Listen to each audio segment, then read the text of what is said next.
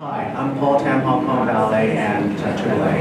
And without further ado, I'm introducing two of my very close friends. Can I use that word? Sure. Without imposing too much, can I use that word close? Do you feel Michael? Do you feel? I feel close. I feel very, very comfortable.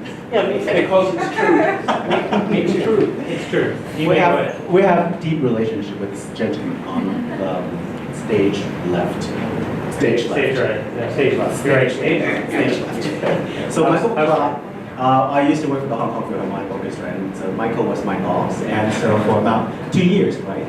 And so and Barry, I met you in 2016 in Toronto when Hong Kong Ballet was touring in Ottawa. I snuck out and went down, and he showed me a whole deal of hospitality and warmth. So thank you. In the cold of Toronto. So today we have this topic: how to develop an effective touring strategy. So like in the room, any one of you actually in charge of touring for your organization or your own act? Raise your hand, please. Okay, so not a lot, but I think you're going to grow into that job. The rest of you who don't actually have your hands up. So we'll have an hour. So I'm going to hand the floor to Michael and Barry, and we can use the rest of the time after the presentation to share any question you have. And the two of you combined, the wealth of experience is ginormous. So if you have any questions, write them down and don't waste any time after the presentation. So that's all I'm going to say. So who's going to start? Okay. Of course, Canada. Thank you. My name is Barry Hughson. I'm the Executive Director of the National Ballet of Canada. We're the largest ballet company in our country, and we're the fourth largest ballet company in North America. So our touring challenges are unique to big companies. So as I walk through this short presentation for you, I know that you all come from varying size organizations. My context will be a big company context, but I've also worked through my career with organizations that have toured at many different sizes and sort of levels. And so when we get to the Q&A period, please ask as many. Don't feel that because I've talked about big companies that your question won't be relevant. I'm really interested in hearing what your unique challenges are. I always say when I speak at an event like this that we're not really teachers, right? That we're all learning. I believe that I'm a lifelong learner, and everyone in this room is. And the day that we feel that we know everything we need to know, we should change jobs. We should get a new career because we learn throughout our life, and this is an exchange of ideas. And I'm mostly looking forward to the question and answer session and getting out of listening to someone just talk. So think about those questions. I want good questions, lots of questions. So we're talking about bringing companies around the world. And at the National Ballet of Canada, I have to use this clicker here. At the National Ballet, we have been focused on a touring strategy over the last several years. So for many years, the company was founded almost 60 years ago. And for the early part of the history of the company, we had an association with the dancer Rudolf Nureyev. And Rudolf came to Canada and picked Karen Kane, who is now our artistic director, out of the corps de ballet and made her his partner and sort of made her a star. And there was a period of more than a decade where the company toured extensively internationally. There was a very famous promoter named Saul Hurok, who has long left us now. But Saul was a very famous impresario that brought dance all around the world. And he brought the National Ballet all around the world. Following Rudolph's departure, the company really stopped touring. And most of it was economic.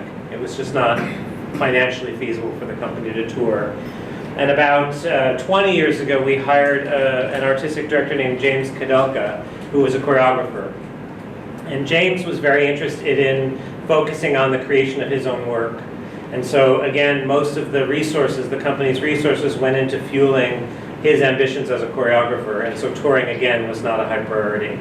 When Karen became executive director about 13 years ago, she had grown up as a dancer in the company, seeing the world as an artist and knowing how powerful that was for her as an artist, part of her development and her growth as an artist. And she wanted to give that to the dancers of the National Ballet of Canada. And so for the last several years, we have focused on directing more resources toward touring.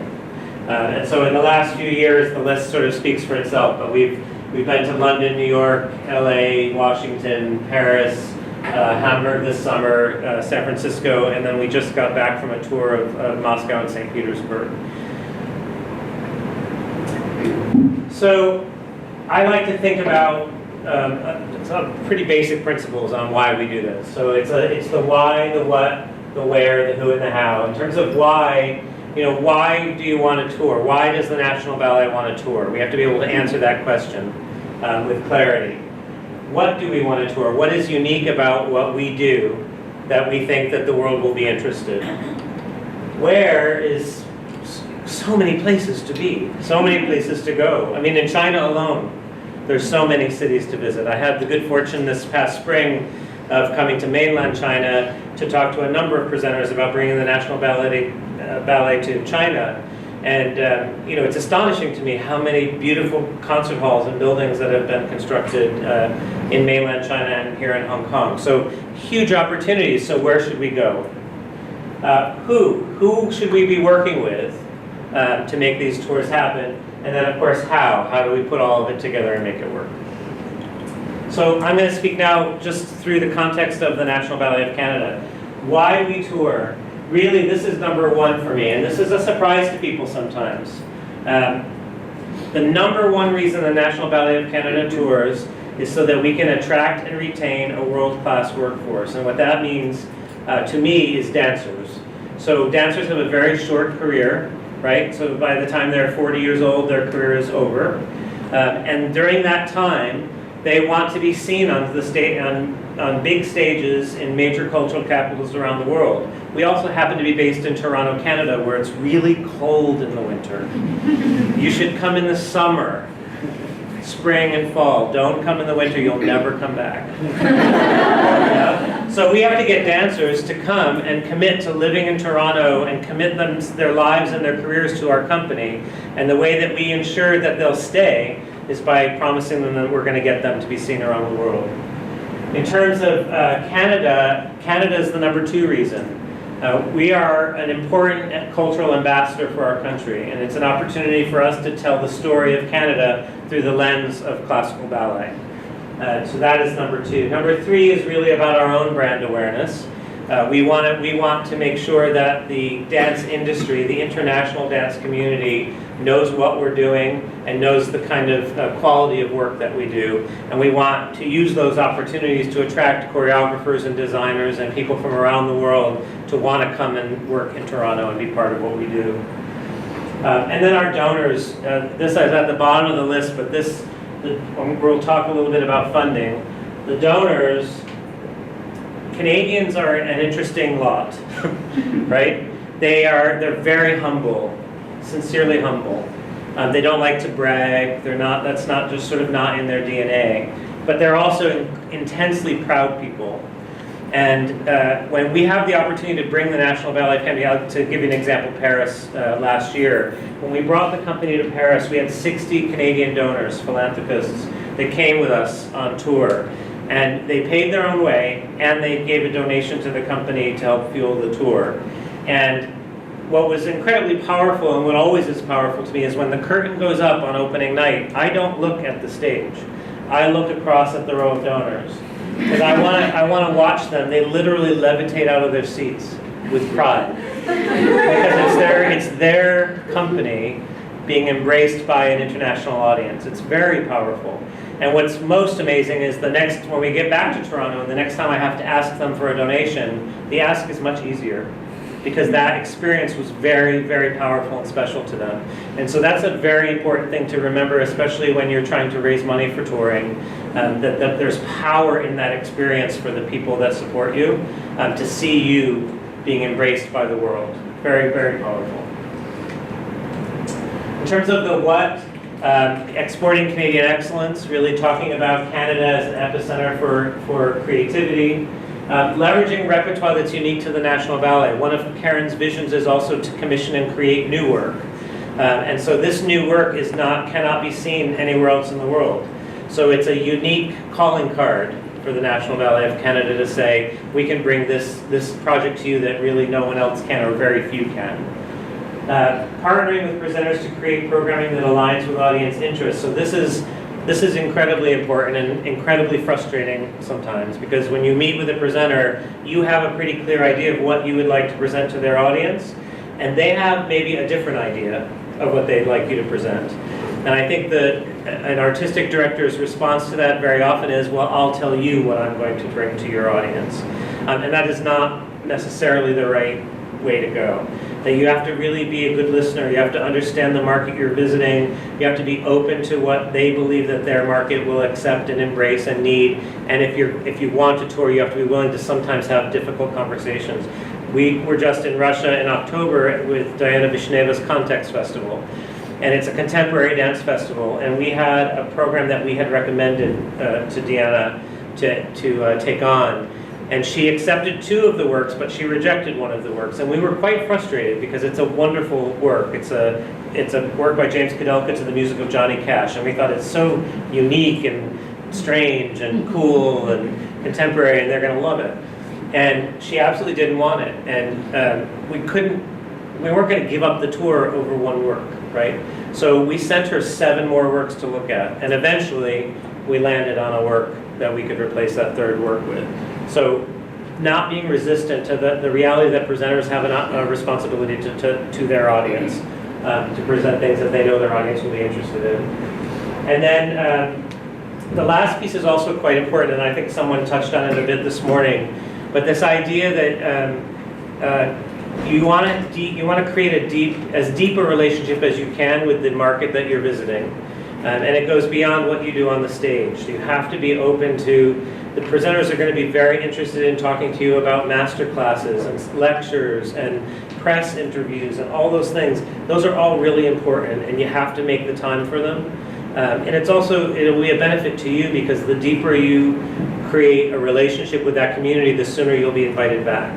So it has real power and value. In terms of where, for the National Ballet of Canada, we are a very big company, so we travel with about 110 people on the road, and so it's very, very expensive. And so for us, it's really about the major cultural capitals. It's about going out to a city and sitting for a week. In other words, we don't travel and do 1 night in 10 different cities. We go to 1 city and we sit and we do 7 performances, things like that. And so we focus on major cultural capitals. We also want to align with Canadian priorities. I am in regular contact with the Canadian government about their international, sort of their global priorities. What are the countries that they're looking to build relationships with? Where would they like to see us in the world representing the Canadian brand? And we try when we can, and this is not always possible. Russia is a great example of a place where I'm sure Canada would have preferred we weren't. But very often we will try to align. So in Paris, we worked very closely with the Canadian Embassy in Paris to create opportunities to deepen, to leverage our visit by our government. So we spend a lot of time talking about that. We also talk about destinations that will inspire donors. The bottom line is, if you want donors to give, it's usually got to be a place they want to go. At least at the National Ballet, that's the case. So there are cities and destinations in which they can be excited about. And then unique partnerships that fulfill other needs. This is sort of an interesting new concept that we've been playing with, which is not new, really. Others have tried it. We're trying to do it in a new, different, sustainable way, which is more cultural exchange. So we have a relationship right now with the San Francisco Ballet, where we were in San Francisco in April on their subscription season, and then we will have them on our subscription season.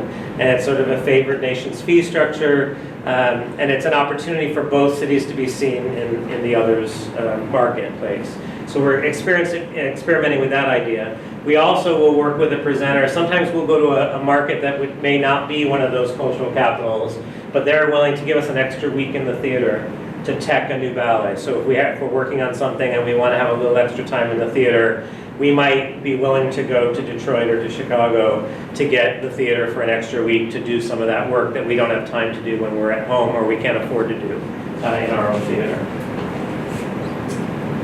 In terms of the who, for me, this is all about relationships, and everything is about relationships. Everything in life is about relationships. But I spend a lot of time trying to create meaningful relationships with people that can make possible these opportunities. And that means phone calls and emails and visits in person long before there's ever a deal. So making a friendship, creating a connection. There's a lot of work building those relationships. I would also say that every deal is unique. Every tour for the National Ballet is not the same. We do not say, to bring the National Ballet, this is the price tag. It's a negotiation and a conversation where there are going to be markets where they can pay a fee that actually can cover a lot of your costs. And then there may be a market you really, really want to be in for a strategic reason that they cannot afford the fee. And so there's a negotiation about how much we will raise in philanthropy versus how much they will pay. But there is no boilerplate deal. Every deal is unique, and you should be very open to having that kind of conversation. Ultimately, you have to be responsible and make a deal that's good for your company, but you need to be as open as possible, because no one is making money touring, like literally nobody, at least in the nonprofit sector. It's just not possible. And with a company of 110, there's not a single presenter on the planet that can pay our bills when we're on tour. They pay a little bit of our bills, and we have to raise the money through other means. Third point is really important, and I was burnt badly once in my career. So know your presenter and don't trust blindly. This is incredibly important. You really need to know who you're working with, and you need to not simply trust blindly. And the example that I will give you is I had a tour with the Boston Ballet in Spain a number of years ago, and the woman who was promoting the tour in Spain had brought the company 2 years before. And they had a very successful tour. It was before I was there. They had a very successful tour. They got paid. Everything was fine. I arrived at Boston Ballet 2 years later, and the company had engaged and had already signed a contract for the company to go back to Spain for a 5-week tour. And I read the contract, and I went to my board of directors and said, this is not a good contract. Well, I mean, it's too late because we've signed it. But it's not a good contract because there's no money up front. There was no payment in advance of us getting on an airplane. And my artistic director, who was friendly with the promoter in Spain, said, no worries, no worries. 2 years ago, we went, it was wonderful, we got paid, there's nothing to worry about. It's a good relationship, we don't have to worry. And the long and short is that she ran out of money and did not pay us. And we were out of pocket $1 million. $1 million US. So you really have to make sure that you have a good contract and that there's money up front. And as much as you love the person you're working with, love is not enough.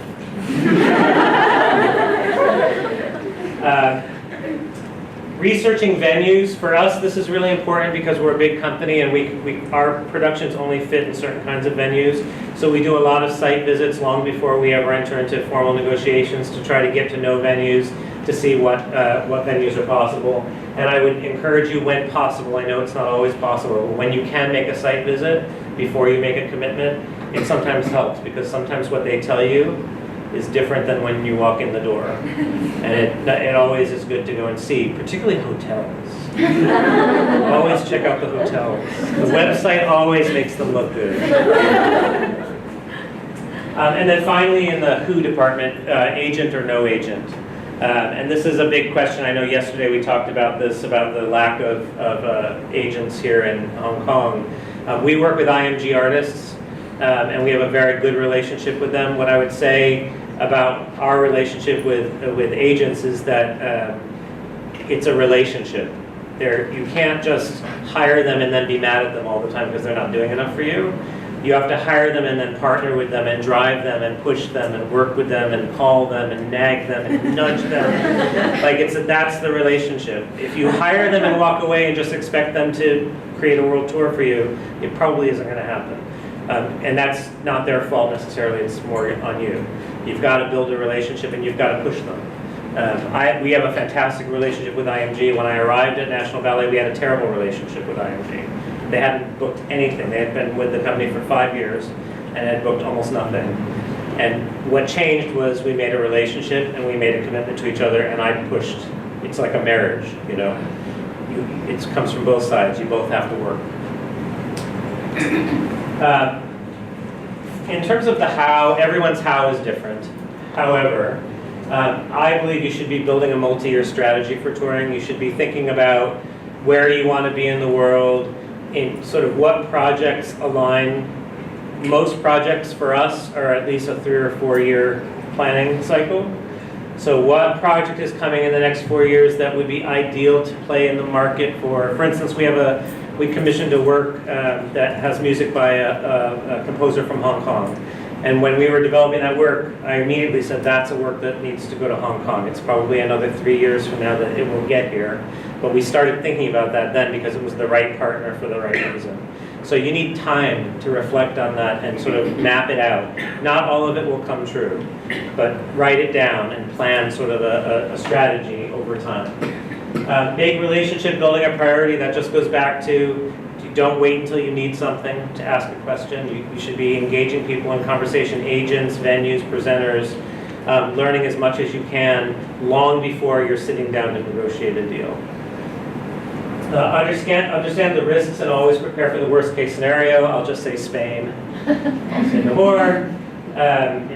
Be clear about the strategic investment required. For us, as I said earlier, there's no business plan, there's no business model that suggests that this is going to be profitable ever. So part of our revenue for touring has to be philanthropy, it has to be donations. I'll be talking a little bit about that, I guess, this afternoon, so I won't go into it too much now. But you have to be clear about how to talk about that. Because I think in Boston, one of the struggles I had was that the board would not commit to touring until I could show them a business model that didn't require philanthropy. And I had to say to them, well, then the company won't tour. And it was very difficult for them to understand. At the National Ballet of Canada, we made a very compelling case to our board to say, if international touring is a strategic priority for the company, a core strategic priority, then we have to invest in it. And what the compelling case for our board actually was the number one who, or was it who? What was it? Why? The why. The why. The number one why. Attracting and retaining a world-class workforce. They got that. It was like a little bell went off in their head and they went, well, of course. That makes perfect sense. So you have to really think about how you want to tell that story about why you need to raise money to tour. Because otherwise, I think you said to me today, we should just fly the audience to Toronto, it would be cheaper. Just charter a jet from Paris and fly them to Toronto. It would be cheaper. Sort of a basic thing, but I think it's important because I don't think everybody does it. Make sure you have some legal counsel involved in crafting contracts, particularly when you're dealing with international presenters. Where that contract is in force is very important, whether it's in force in your home country or whether it's in force in the country that you're visiting. I'm not a lawyer, so get a good one, but have one. And planning, it takes years. Paris, when we were in Paris last year, took 3 years from the time we decided we're going to go to Paris somehow to when we actually got there. So it just requires disciplined planning. And then regular communication with your partners. I think one of the big challenges with Spain, where I can take some responsibility, is I didn't do enough from the time that I knew I had a bad contract until the time we got on the airplane. I didn't do enough to make sure I understood, well, how is this working? Checking in on the box office, even though we had no interest, we weren't being paid through box office fees. We didn't have any share of the box office. So in theory, I don't care what the box office is because they have to pay me one way or the other. You should care, and you should call. Because if I had called, I would have found out in Madrid that they had sold 40 tickets for 6 shows. And a bell would have went off and I would have said, I'm not getting paid for Madrid, right? But if you don't keep that constant communication going, lots of things can go wrong. And don't be afraid. It's international touring. If you're smart about it and you put in the timing, the time and the plan, and you have a great product and a great story to tell, international touring is incredibly fulfilling. It's incredibly enriching both for the artists and for the institution. And so don't let fear get in the way. Just be really smart about it. And that's the end of my presentation. Barry, as you would expect, being the very bright and experienced person that he is, has said many of the things that I was going to say. I just want to remind people of the topic I was given. Develop an effective touring strategy. Sharing secrets of success. So I've been asked to share secrets of success. Unfortunately, my touring track record is not all success. But just before I start, I actually want to say bravo to Hong Kong and to the Hong Kong Arts Administration Association for actually being in existence. Because my talk is not going to be about touring with the Hong Kong Phil. It's more about my experiences touring over many decades. And when I began in the UK in 1975, first tour in 1976, there was no course you could take on how to become an arts administrator. You had to learn it on the job, basically. And if you began with a large organization, you could learn from colleagues on the staff. But within a year of graduating from university, and by the way, my degree was in medieval history, not in music, although I always studied music on the side. Within a year of graduating, I was running on my own with one secretary, a small Scottish orchestra called the Scottish Baroque Ensemble. And one of the first things that happened was that a composer, Giancarlo Menotti, very famous Italian composer, naturalized American, but someone who found the temperature and weather in Scotland to be the best for composing, because I guess he couldn't do anything outdoors, so he just sat indoors and composed. We decided to invite him to write a piece for us, and he said, okay. And then he said, where would you like the first performance? And we thought he meant which hall in Edinburgh, but he actually meant no, Edinburgh Festival, my new festival in America, Spoleto, USA, or Spoleto, Italy, and we chose Italy. And he said, fine, I will invite you, and you might as well do the entire lunchtime series. So don't just come for my piece, do the whole series. And I got the BBC TV to do a documentary about the whole process, the rehearsal process, traveling to Spoleto, the show, etc. Well, everything went wrong. First of all, he never wrote the piece. Secondly, as the new boy, I was carrying music for 7 programs, 7 different programs. And I checked it into the luggage. And we flew Edinburgh, London, Rome. And when we got to Rome, there was no music. 2 suitcases never showed up. And there were no buses to take us from Rome to Spoleto, 3 hours. So it was really bad, and in fact, I got a little snippet of the artistic director, who was the concertmaster, talking about what was going wrong to the BBC, and you'll see a young Michael MacLeod, in the background.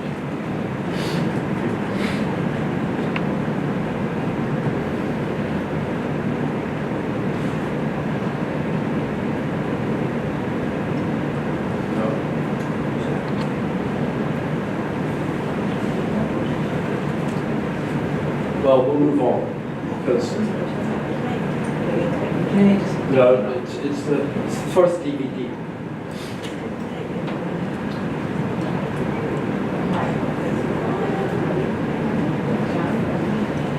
Just play.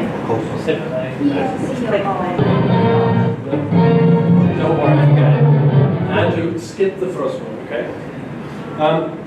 The second thing, so, you know, it was very embarrassing for me, but I learned, and I thought, so that was one way of doing a tour, being invited by a composer.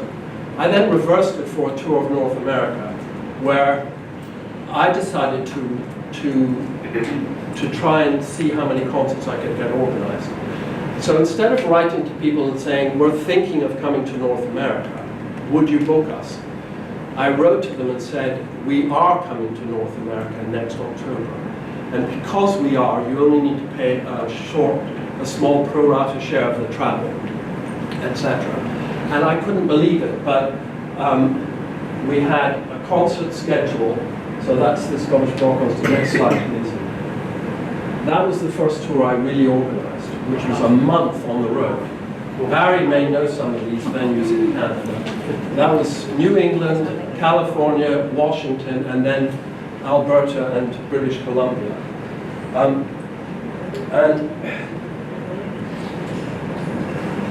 it also needed a lot of money to pay for it. And even in those days, this is 1978. Next slide. 1978. 13 different organizations paying for this tour. So that gives you an idea of, it's very rare that you, well, as Barry said, you don't make money on tour, but if you can get enough supporters, maybe you can break even, which fortunately we did on that. So that worked well. So that's my first takeaway is learn from experience, bitter experience in Italy. Second takeaway is have some confidence and go for it. Chutzpah, and try and get people to book you for a tour. My third takeaway is organizing a tour intelligently. The next major experience I had was organizing a world tour for the Monteverdi Choir and Orchestra with John Elliott Gardner in 1989. And the first thing you have to decide is which way around the world do you go. Do you travel east or do you travel west? And the question is why?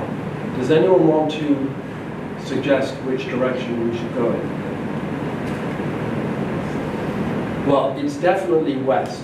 And the reason for that is that if you take off, say at 10, and you cross 2 time zones, and your flight's on time, you're actually gaining 2 hours.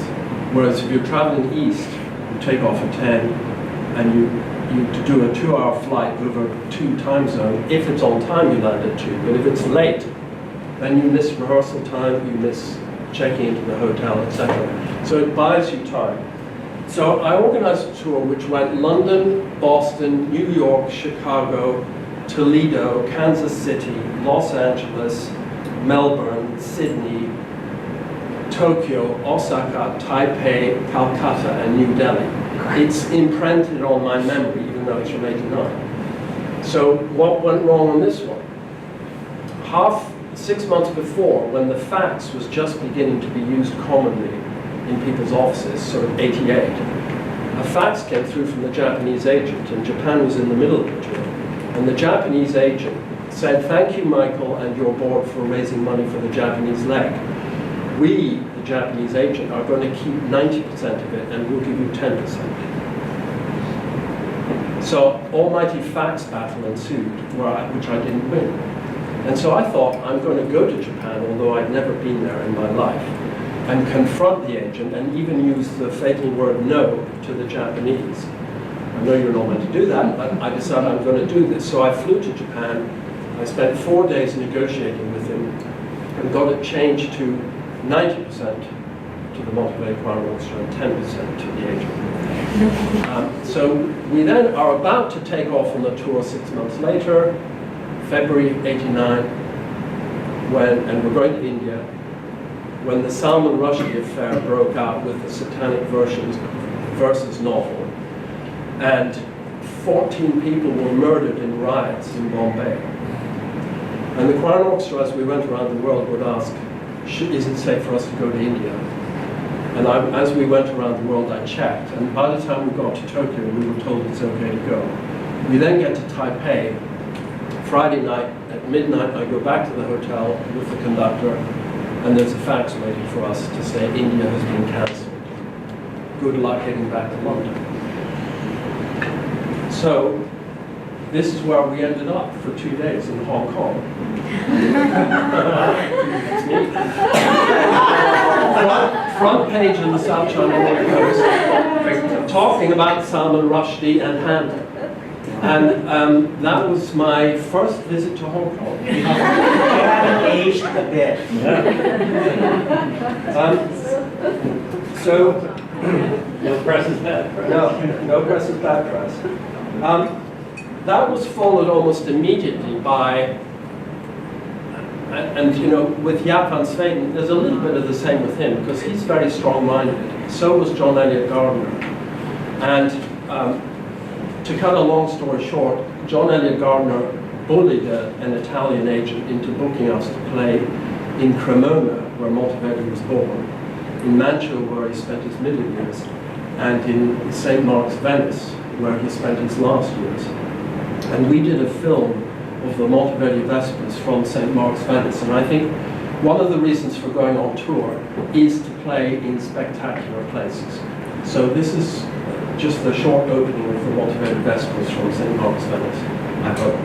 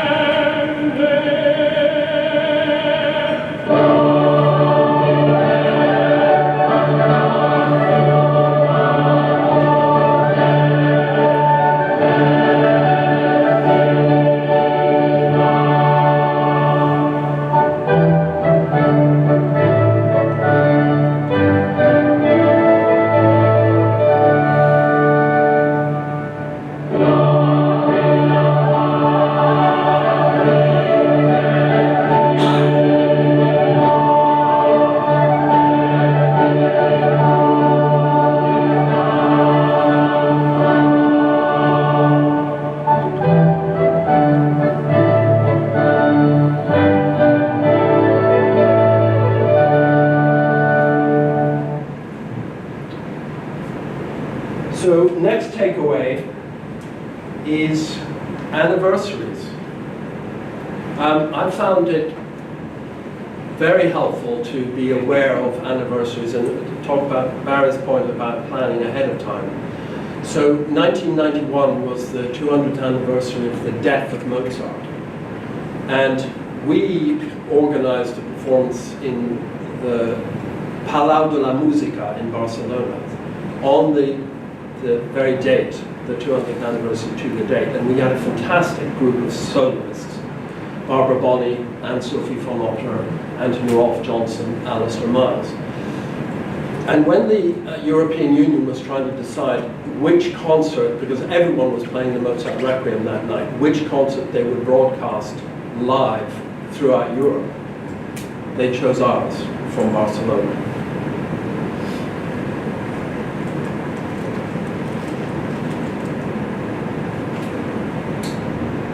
Now, actually, there's no sound here, but I do want to show you the beauty of the building. It's not designed by Gaudi, but it's the same style.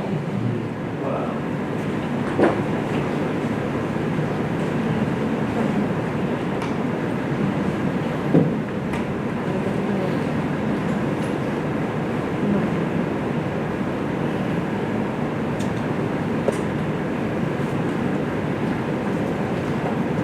Now, the other thing is sometimes people will ask you to come to their country or their city and play a specific composer. And we were invited to Paris, to the Ancien Conservatoire de Musique, where the very first performances of Beethoven's symphonies in France took place, and where the Symphonie Fantastique was first performed. And we were invited to perform there. And two things about this particular tour. One is that they wanted us to lay out the orchestra in which Berlioz used to have it. So when you see this extract, you'll see a very unusual setup for the orchestra in terms of where the double basses are in relation to the trombones, etc. But the other thing is it needed sponsorship. And again, here's where luck played a part. There was a very famous British businessman called Robert Maxwell, who made a fortune, but he also plundered people's pension funds, and he owned a number of newspapers in the UK. And he stole millions and millions and millions of pounds from people in the UK. But I didn't know this, and he was just launching a new paper called The European, and because we were doing the Symphonie Fantastique on tour in Europe, including in Paris, we got him to sponsor it. And I got the check, Marinella, I got the check 1 week before he committed suicide by jumping off the back of a boat and drowning. So these are the kinds of issues you're dealing with, but people, when they buy the DVD, don't know. They just look at a lovely program and think, wasn't that great?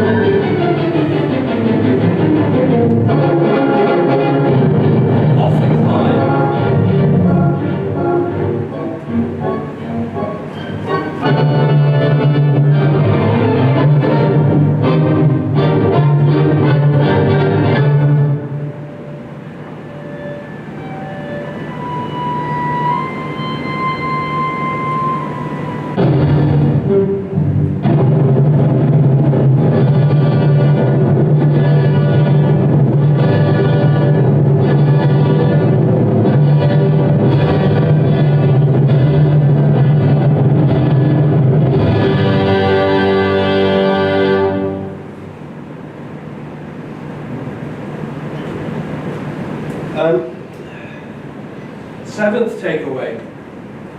Someone once said, and I don't know who, shoot for the moon, and if you miss it, you'll land among the stars. And with John Elliott Gardner, who was doing a lot of period instrument work on these kind of period instruments, doing a lot of Bach, Handel, Mozart, but he was also music director of the Opéra de Lyon.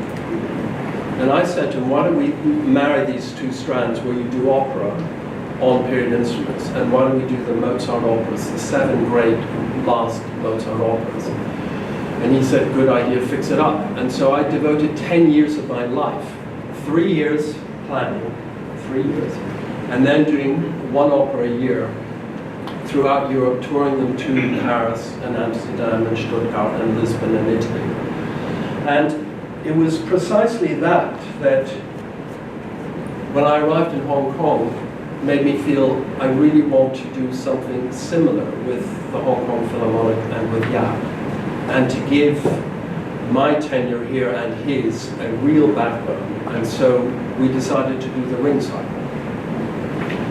And although we've done all 4 of the operas that make it up in concert in Hong Kong, we were invited, and again, it's great to, when you're invited and when they pay most of the cost, go for it. Because if you try and do too many concerts or foreign tours where you present it, that's when you lose a lot of money.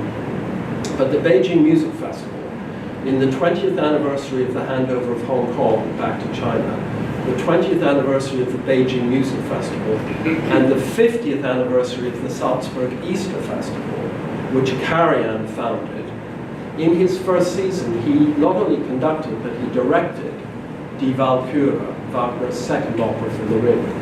And we were invited to play his production of Die Walküre in Beijing. And we did that last October, and I think that was one of the highlights of the Hong Kong Philharmonic's history.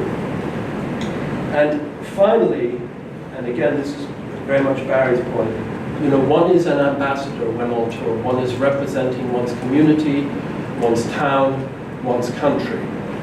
And we have, since I arrived, we've been to Taiwan, China many times, Asia, including the Sydney Opera House, and Europe.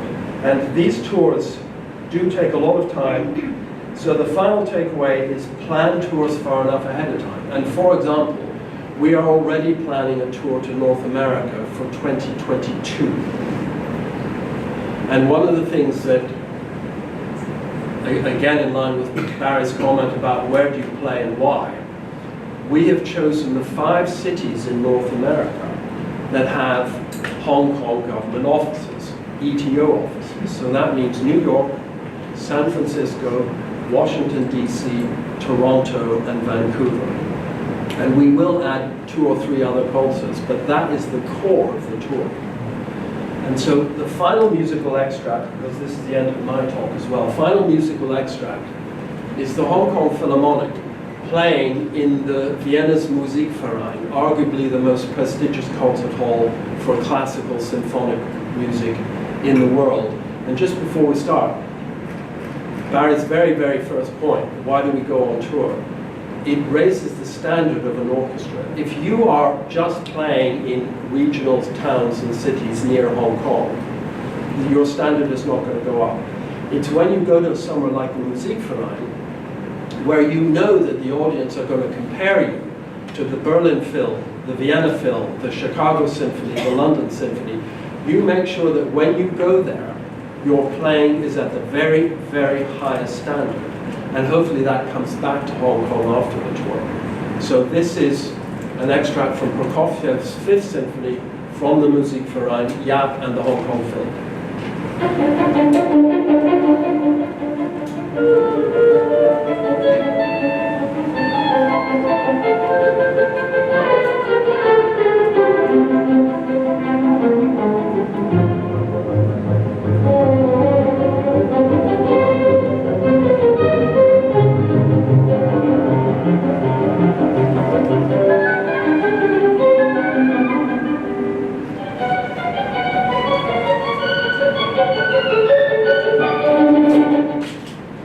So, thank you very much. But it is, and truly, it's about identifying and aligning someone's passion with what you do, and the money will come. You, of course, have to ask for money eventually, but that's not what it's about. And so for us, that's how I think about it every single day, no matter what the case is, whatever I'm trying to get donors to get excited about and get behind. It's really about helping them to see why, to pull on an emotional heartstring. I think the hard part of that is that it takes the time it takes. And you can't start fundraising for a tour that's 3 months away. Because there's no chance for you to tug those heartstrings, because it's just, you gotta hurry up. And fundraising is also just not about hurrying up. It's about building lifelong relationships.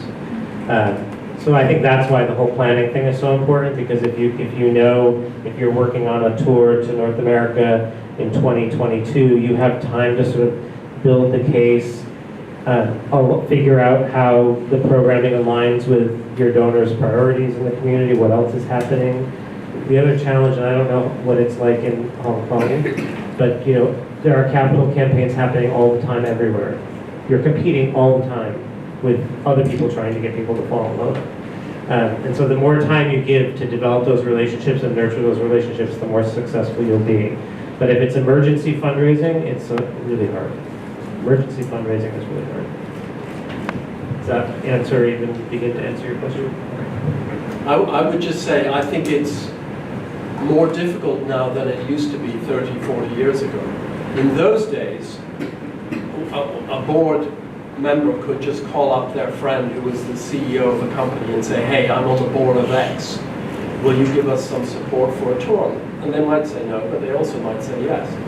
But now everyone has to be so much more accountable. So you get channeled down to people who are looking after the, to use a British phrase, pounds, shillings, and pence. And they often conclude, actually, this isn't worth the money. So it is becoming more difficult. And touring is becoming more difficult. And people are having to be lean and mean when they go on tour, not the way it was 30 years ago. Thank you. Any other questions? I told you had to think about your questions. Anyone? Well, I'll talk a little bit more about money. The Monteverdi Vespers project in St. Mark's, Venice, when we set it up, the first thing that had to happen, because we were dealing with imagine there's 7 different organizations involved in signing the contract. The Monteverdi Choir and Orchestra Limited, Deutsche Grammophon that was doing the sound, BBC that was filming it, Virgin that had the home video rights, La Fenice Opera House that was presenting the 2 concerts, ICI Italia that was sponsoring it, inviting 400 guests, and the equivalent of the Board of Governors of St. Maurice Venice. And the first thing they asked me for was £20,000 in cash underneath the table before they would start talking. ICI were flying 400 people from all over Europe to come to this concert. On the day of the concert, there was a general strike. But somehow a general strike in Italy, so somehow they all got there. And then we're sitting in St. Mark's, Venice, and we played there 3 years earlier, and I knew that I had to pay. You know, sometimes you pay people to play, and sometimes you pay people not to play. So there are 5 bands that play in the cafes in the square outside of St. Mark's. St. Mark's has no glass windows. So the sound from these bands came in to St. Mark's when we were there 3 years earlier. And when I knew we were filming this and recording it, I knew that I had to pay these people not to play. And I even had police there. And what I did not expect was someone to leave a dog on the balcony right next to St. Mark's. So 3 years of planning, all of this money, 7 organizations, you know, trying to create this masterpiece, and one dog was ruining the whole thing. And the head of Deutsche Grammophon looked me in the eye, and I knew exactly what that meant. It meant go out there and shoot the dog. And I went out, and with the police, we tried to locate exactly where the dog was. And we couldn't find the door into the flat. And so we had a problem. Suddenly the dog disappeared. Second performance, we only had 2 performances. So the first performance, the first 45 minutes was ruined by this barking dog. Second performance, during the day of the second performance, I went and found the owner of the dog. And he was mortified when it was explained to him what had happened. And while I was in his flat with his dog, I thought, I had a camera in my pocket, and I thought, this is a fantastic photo opportunity. Actually, I wish I'd brought this. I've got this fantastic photograph of this cute little dog on the balcony with St. Mark's in the background. And this story ended up in the Sunday Times magazine, because it was infamous about how many things could have gone wrong. And it's another example. You buy the DVD and you watch the show on TV, and it's fantastic. And it's got, by the way, a 17-year-old Bryn Terfel singing solo bass. An incredible sort of thing to have somehow pulled off. But you know, I am looking forward to retirement, because there are so many moving parts when you're on tour. Things go wrong all the time. And where you really value a good administrative team and a collaborative bunch of musicians is that when there's a crisis, they know how to respond intelligently to make the show go on. In our business, nothing's more important than that. We have to do that, because ultimately it's the audience that counts. We can't just cancel things.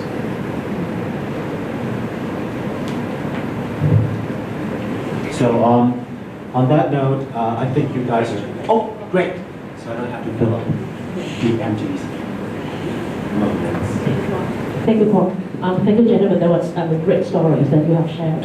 I myself actually has brought the Hamburg Symphony Orchestra to the ETO cities in Vancouver, Toronto, New York, and Washington, D.C. So can you explain a little bit more about working with ETO and the benefits of working with ETO? Right. So ETO, Economic and Trade Office. So contrary to Monteverdi Choir and Orchestra, and probably a bit like the Ballet, no government funding of consequence.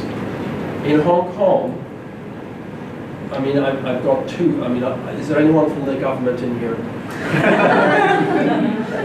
They're not going to tell you if they are. So no, we've got one someone who's admitted. So you referenced cultural exchange, Toronto and San Francisco. You know what? I've been pushing for that ever since I came here over 7 years ago. Because people ask us, can we come and play in Hong Kong? And we say no.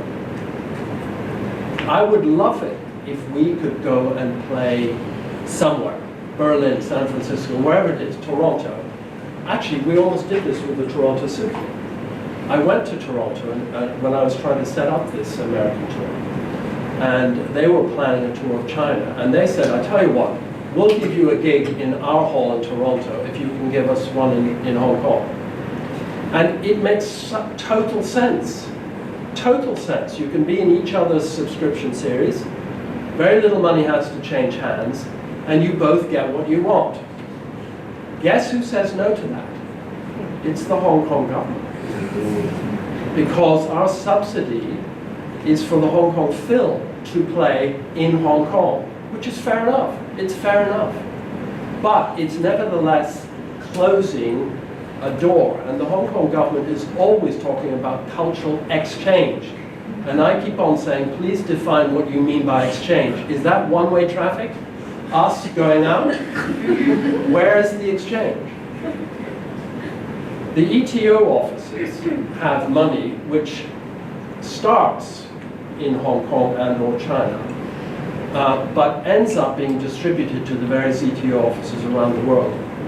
And so what I've been doing is I will go to the ETO office in San Francisco or New York or Toronto or wherever, and I will say, we're planning this tour, and we hope you can put some money into it, yes or no. And they have been, sorry if I've been a bit critical, but the ETO offices have been very supportive of the Hong Kong film. And they do provide us with cash to play in their town. So they help with money, and they help with receptions, and they help with on the PR side.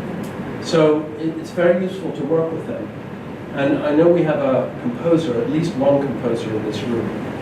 One of the things that when we're on tour, we try and do is to always play music by a local composer and or have a local soloist performing with us. Because we believe that that is part and parcel of what we are doing. We are showcasing Hong Kong talent.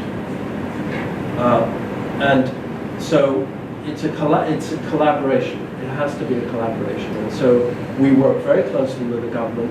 We try and work with sponsors, and we try and plan things intelligently so our tours are well organized, without too many free days which cost money, but not too tight either, so that they are financially viable. And we try and go in the correct order logistically. So that's why on that world tour that I gave you all the cities for, they were all going in a westerly direction. Because if you buy a round the world ticket, it's quite cheap if you go in the same direction. If you cut back, they put the price up.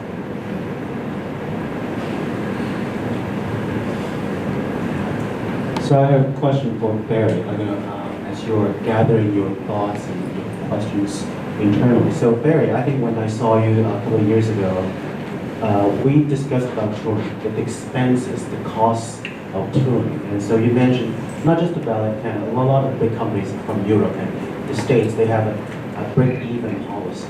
You have to break even before you do tour. So as a lot of my peers in this room, CCDC, Hong Kong Ballet, and Hong Kong Film, we actually operate on a deficit model. So we actually fund our tours through our reserves. And which is fine because I think some of us actually have deeper pockets than the others, so we can actually still do that. But at the end of the day, we have to find a break-even. We have to achieve the break-even destination, the final goal. So what is your suggestion? Is that so? The break-even model that works for the National Ballet Canada, right? So how many of you are going to come to the next session that I'm speaking in? I know. I'm going to talk about this all over again. So come in here, Jim. So yes, so we consider philanthropy part of breaking even. So we say we broke even, Yeah. actually, but not without philanthropy. We've devised a couple of, first of all, the Canadian government does not meaningfully support international touring. So for Paris, it was $1 million. It cost $1 million to be in Paris for a week, and we got about $50,000 from the Canadian government. So it's not useless, it's helpful, but when you look at the scale of the tour, it's quite small. So we don't rely on funding from our government to support us. We also have consulates and embassies in countries around the world, and they, again, I'm glad to hear that Hong Kong consulates actually support with actual cash. Canadian consulates do not support with cash. What I have found useful in our relationship with our global Canadian community is their access to networks, to expats in the country we're visiting. In fact, our relationship with Canada House in London, which is our embassy in London, has led to us creating a charitable organization in the UK called the UK Friends of the National Ballet of Canada, which is a standalone charity that raises money in the UK to support work that we do with UK-based organizations. So we do collaborations and we tour, and we now are able to raise money in the UK to do that. So that all came out of the relationship with the High Commission in Canada. The way that we fund our tours primarily are there's two I guess there would be three key streams. One is that we have an endowment foundation. So our endowment foundation is like a giant savings account. If you're not familiar with endowments, it's the easiest way to describe it. It's money we've put aside, and we cannot touch the original investment, but each year that investment spins off a certain amount of money. So we have right now about $76 million in Canadian investment. And so each year there are different funds within that endowment. So several donors have left us money specifically for touring.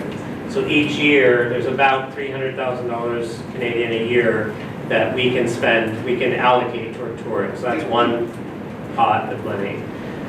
The second is we do always try to align a corporate sponsor with our touring. This is the most challenging because most of our presenters also have corporate sponsors, and most of them are financial institutions. And so it's very difficult sometimes to bring our financial institution sponsor into a venue that's sponsored by another financial institution. So it doesn't end up being big money, but on an average tour, we could sometimes count on up to $150,000 Canadian from a corporation or two. And then the biggest piece is individual philanthropy, is getting people, individuals to make gifts to sponsor the tour. And that really comes in the form of people who want to actually go on the tour. There's a pay-to-play scheme where they have to they already contribute to the company every year. They have to make a contribution above and beyond what they normally give toward the tour, and by doing that they get invited to come. And then they pay their own way. It's quite a scam, actually. But because they're excited, they're traveling with the dancers, and it's a very exciting thing for the donors, as I was saying earlier.